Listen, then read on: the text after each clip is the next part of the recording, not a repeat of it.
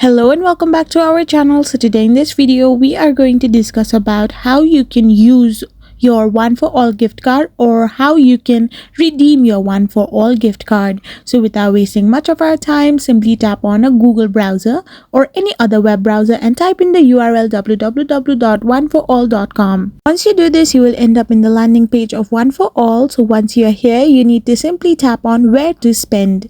So once you have tapped on where to spend, you will be redirected to this interface where you need to tap on view retailers. So now you need to select the retailer where you want to shop or spend your gift card. So once you have tapped on a shop that you want to shop in, you will be redirected to this interface where you can select the shop and tap on visit their official website. So once you are in the official website of that particular shop, you can select any of the item you want to purchase and hit on add to cart. Once you have tapped on add to cart, you will now have this on screen and tap on proceed to checkout. Once you have tapped on proceed to checkout as well, there you have to tap on proceed to checkout once more.